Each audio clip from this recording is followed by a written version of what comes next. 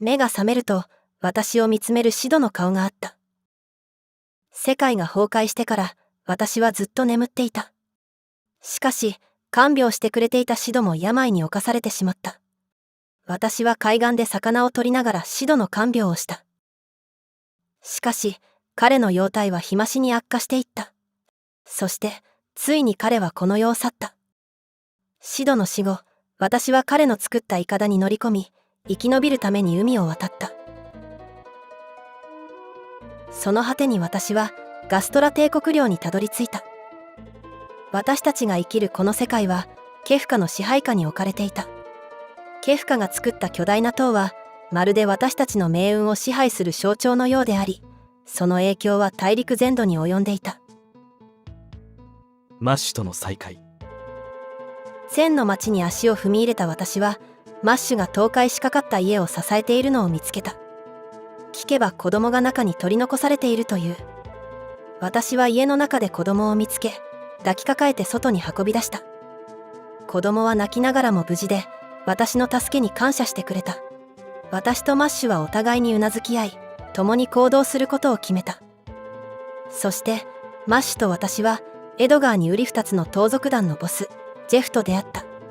実は、フィガロ城が砂漠に取り残されていることを知ったエドガーが、それを救うために盗賊たちを利用しようとジェフと名乗っていた。無事にフィガロ城を救うことができ、エドガーとも合流することができた。仲間を求めて。そして、私たちは高林原の酒場の片隅でセッツァーと再会した。彼の表情は沈んでいて、飛空艇を失った悲しみがそのままに残っていた。ここで希望を失うわけにはいかないでしょう。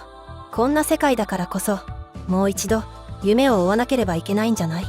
私が声をかけると、彼は驚いたような表情を浮かべ、そして自信を取り戻した。私たちはセッツァーのかつての仲間であるダリルの墓に隠されていた飛空艇ファルコンを発見し、それに乗って新たな旅に出ることに決めた。ファルコンのエンジンが轟音を立てて鳴り響く中、私たちは未知の冒険へと向かって飛び立った。セッツァーの笑顔が戻り、新たな希望が私たちの胸を満たしていった。この飛空艇の旅が私たちの運命を変えることになるのだろう。飛空艇ファルコンで世界各地を巡りながら、かつての仲間たちと再会していった。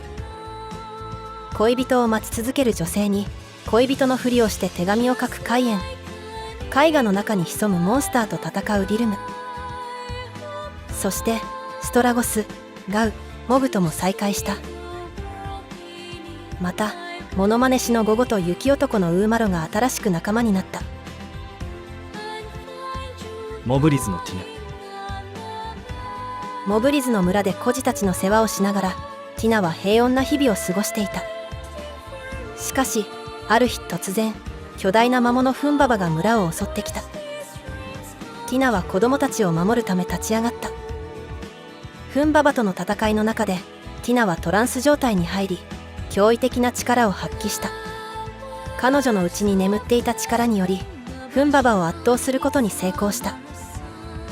ティナは孤児たちを守るため、そして自らの力を使って世界を救うために行動する決意を固めた。フェニックスの魔石。フ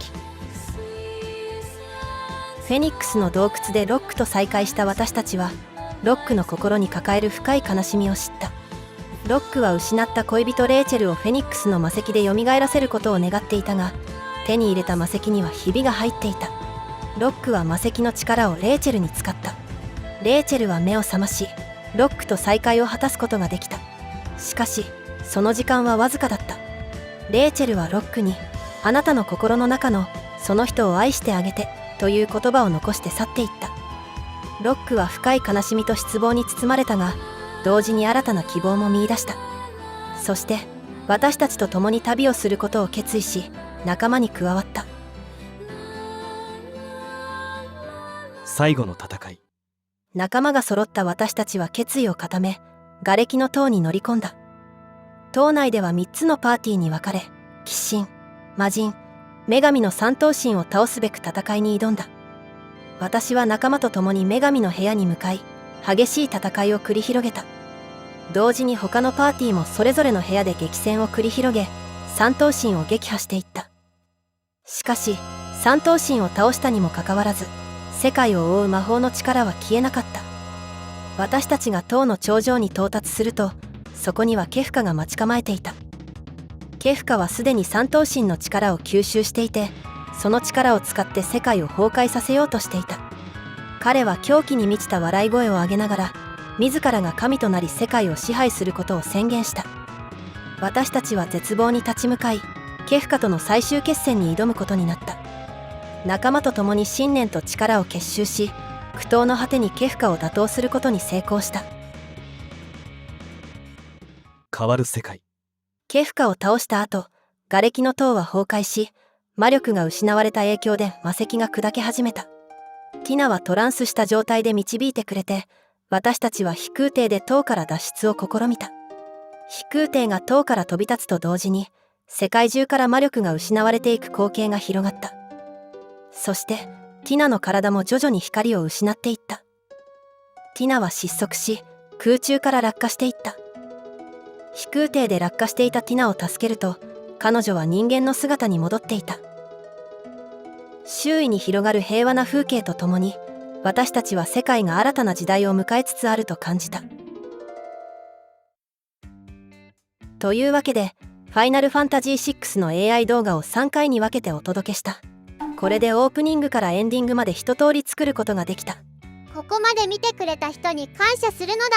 まだ見ていないという人は、ぜひ前の動画も見てほしい。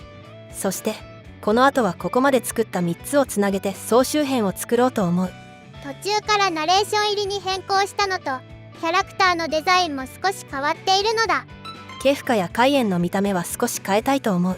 他にもこのキャラはこうだという意見があれば、コメント欄で教えてほしいのだ。あと、こんな敵キャラが見てみたいとか、こんなシーンも入れてほしいというものがあればぜひ教えてほしい。チャダルヌークはリクエストがあったから作ってみたのだ。それではここまでご視聴ありがとうございました。また次の動画で会いましょう。さようなら。